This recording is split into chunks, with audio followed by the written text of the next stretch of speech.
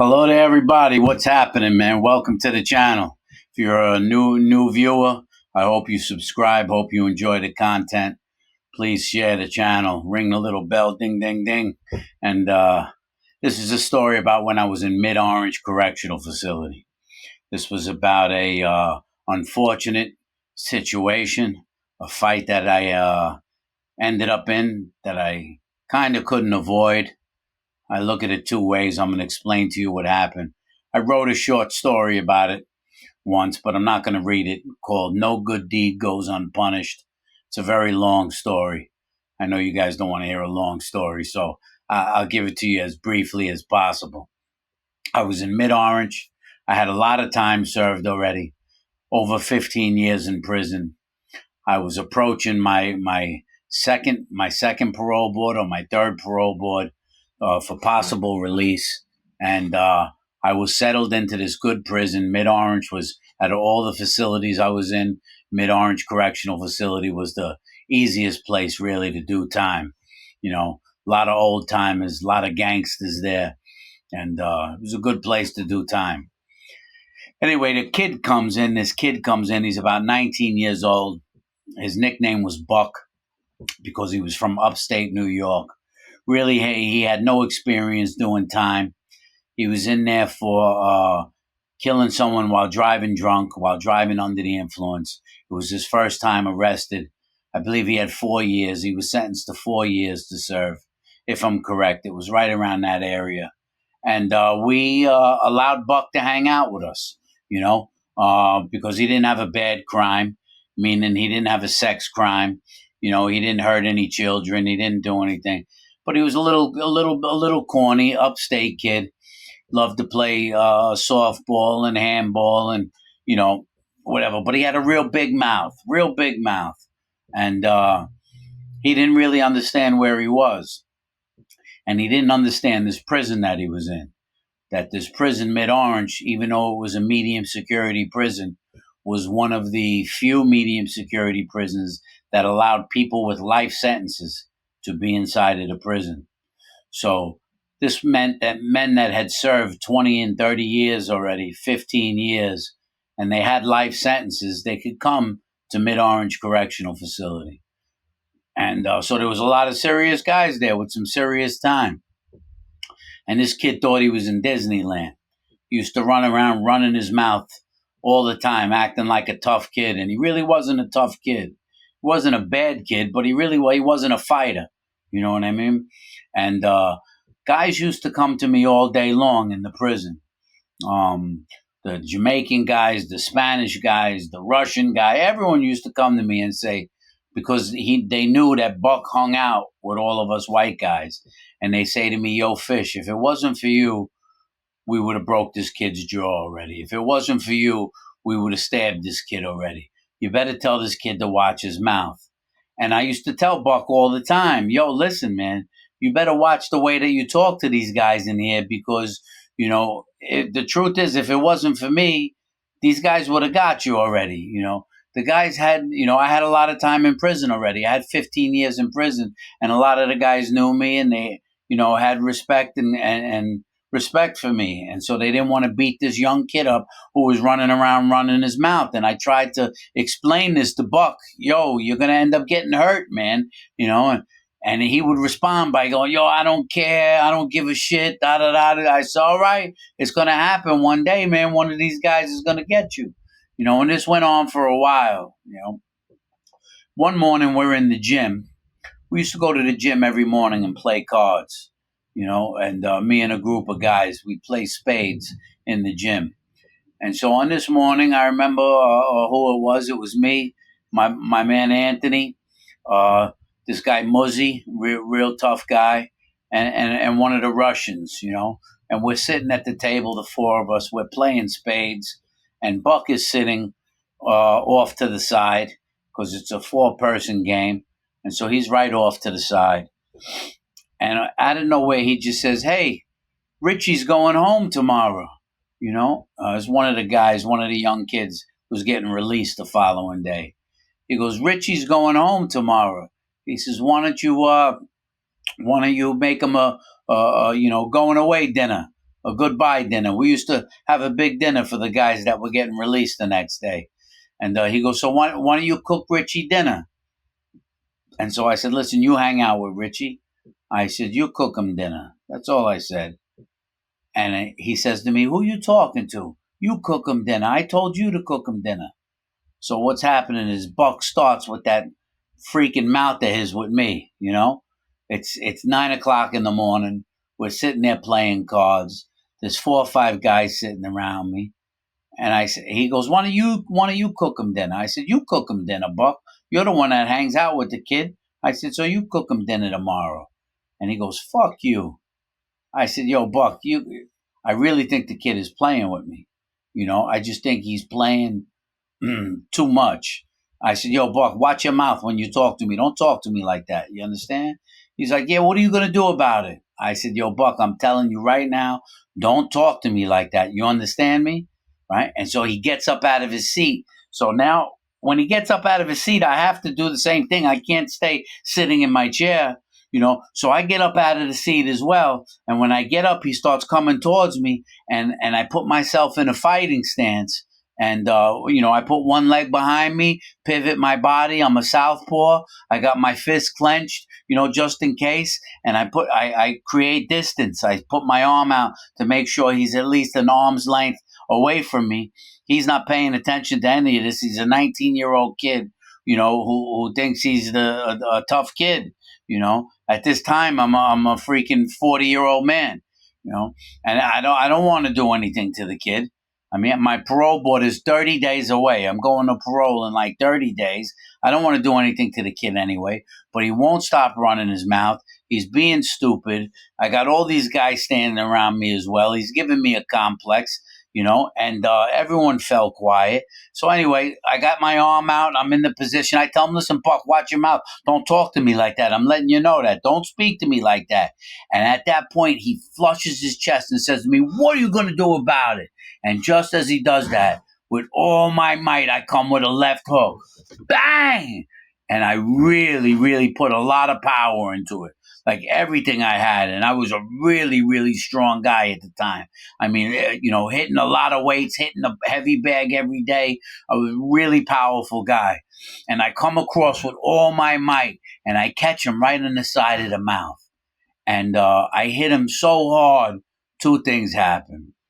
One, the side of his face rips open, and my hand bust open. I guess you can't see it in the thing, but I ended up having 2 surgeries on my hand, and so I catch him, and my hand opens up, boom, and he goes flying up into the air.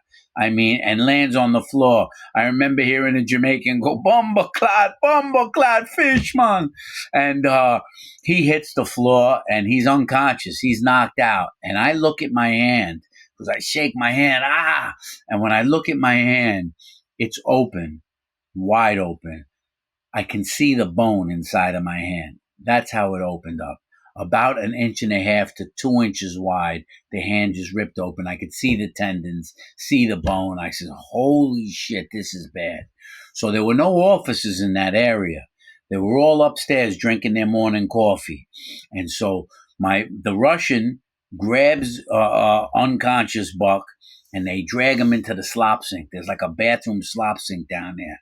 Actually, the Russian grabs the mop and starts mopping up all the blood. And Anthony grabs the kid with someone else. They drag him into the slop sink. He's starting to, come to, and they're cleaning up the mess. I say, I got to get out of here right now. And so I had a rain jacket with me. I remember it was raining that day. So I wrapped the rain jacket around my hand, and I scoot out of the gym, right? I sneak out of the gym and make my way towards the prison yard. Not something you're really allowed to do to move around like that. But I still had the opportunity to do that. So I make myself get to the prison yard, and I let them deal with Buck. And when I go to the prison yard, the first thing I do is go to where the officers are sitting and just say hello to them. So they have knowledge that I am in the yard that morning. And I just walk up to them with my hand wrapped up. Yo, what's up, officers? How you doing? They're like, hey, what's up, Fish? You guys are good? You need the garbage taken out right now? We're good. We're good. All right, thank you. And then I go into the yard bathroom and take another look at my hand. And I remember there was when I walk into the bathroom, one of the homosexuals is in there, and when I take the thing off my hand and the homosexual sees it, she goes, "It go, oh my god, oh my god!" It was so funny, right? I said, "Listen, get out of here," And I'm looking at the bones in my hand. I'm like, "Oh my god, man!" So I'm thinking to myself, I can go. And stitch this up with some dental floss. You know what I mean? If I make it back to my housing unit, I could get, pour some peroxide or alcohol in there, get some dental floss and a needle and sew it up. But I know this is probably going to get infected. I know this already. I'm in the yard, just sitting there for about 20 minutes, half hour. And all of a sudden I hear over the prison loudspeaker, uh, they announce my name and number. Report to the infirmary. Report to the infirmary. So they're calling me to report to the infirmary. I know the disciplinary building is also connected to the infirmary, so this isn't good, And I make my way over there. What am I going to do? I can't run anywhere. I'm in prison. So I walk over to the yard offices. I said, listen, they're calling me to the infirmary. No problem, Fish. Go ahead. So I make it to the infirmary. I walk into the infirmary, and they're like, what's up? I said, listen, they called me to the infirmary, but I'm sure they want me in disciplinary. There's nothing I can do. Okay, let me go check. He goes back there. Yep, they want you there.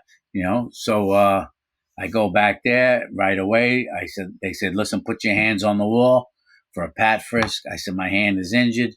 So they look at my hand, and the nurse comes and takes a look at it. Says he's going to have to go to the hospital, outside hospital, because they don't do any stitches inside of the prison. So I put my hands up on the wall. They pat frisked me, and then they asked me what happened. And of course, I said, listen, I don't know what happened. Oh, come on, Fish. We know you hit this kid, da-da-da, this, that.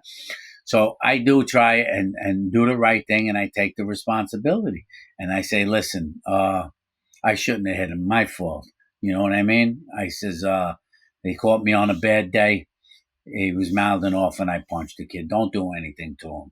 You know what I mean? It's my fault. Whatever. And so they take me to an outside hospital. It takes an hour or two. They process you and they put you in a car and they take you to an outside hospital. And they took me to this hospital, and the doctor stitched up the wound on my hand. And then after they do that, they take me directly to Ulster County solitary confinement. And they put me in solitary confinement pending a hearing. I'm going to have to go to a disciplinary hearing. I get issued a misbehavior report, which is a tier 3 ticket for fighting, and they take me to the box. As I'm in the box, within 24 hours, my hand gets severely infected because the doctor made a mistake when he stitched me up. The rule is that you're never really supposed to stitch up a bite wound. And it was considered a bite wound because when I hit him, his cheek opened up and a piece of his tooth was inside of my hand. And when they flushed out my hand, they didn't get out the piece of tooth that was in there. And so they closed it in there. And so now the infection had no way out of my hand because he closed up the incision, the cut. And so the infection was making its way up my wrist. And they would later take me out of solitary confinement and they would bring me back to the hospital. And that's a pretty crazy story in general. I don't know if I should get into it right now because I ended up spending 33 days in the hospital. Okay. And having 2 more surgeries on my hand from one punch. I threw one punch and ended up with 2 surgeries on my hand. Almost lost my hand. They were talking about amputating it because they couldn't control the infection from the bacteria in this kid's mouth that was making its way up my arm. My skin was starting to turn brown. It wasn't until they put me on an antibiotic called Cipro in the IV. They were trying all different types of IV antibiotics and it wasn't working. They finally put me on Cipro and it started working. But while I was in the hospital, I was able to at least have sex with a couple of people, with one of the nurses and with a girl that came up to visit me. So that was a good benefit of at least being in the hospital. I'm going to get to those stories at another time, but it was crazy, and I will. I'm going to tell those stories. But I ended up spending 33 days in the hospital from one punch, and got my parole board postponed because I was in the hospital when it happened. So that was a disaster and a mess. But when I finally go to the disciplinary hearing, I walk in there and there's a female lieutenant, Harley Davidson chick, a lesbian, a tough female lieutenant. And I walk in there and she looks at me and she says, "Fish, what'd you hit this guy for?" And I says, "Whatever, it's my fault." I says, "I shouldn't have hit him." You know what I mean? She goes, "You should have knocked all his teeth out. The kid has been running his mouth since he came to this facility." Prison's a small world. She heard everything from everyone, And I said, laugh. She goes, "Time served," boom. So I really got my time served inside of the hospital. The reason why I named, when I wrote the story, that no good deed goes unpunished is because a month or two before this incident, Buck was on the softball field and he had a collision with another prisoner running to catch a ball. And when they collided, he actually ruptured his spleen and was taken to the hospital for emergency surgery. It was a few months before. And I called his family to let his family know that he was injured and that he was in the hospital, something I wasn't allowed to do. And the facility caught me making that phone call. They heard me on the phone making that phone call, and they gave me a tier 3 ticket for doing that. And I had to fight the ticket and got in a little trouble for that ticket. So here it was a few months earlier. It was actually like 4 or 5 months earlier.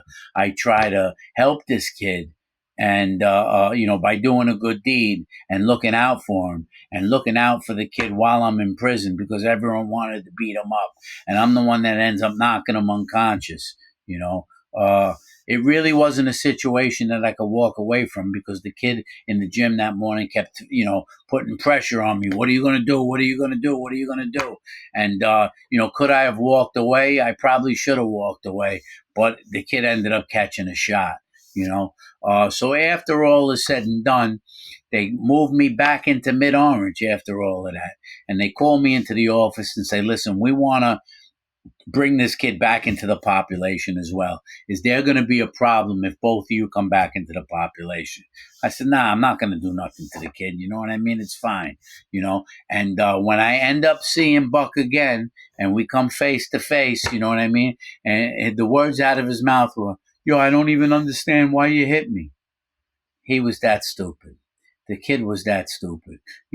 Everyone else should be able to understand why I hit the kid, And so that was the story of No Good Deed Goes Unpunished and how I ended up getting into a fight right before the parole board. And that was a wrap. That's how quick a fight could happen in prison.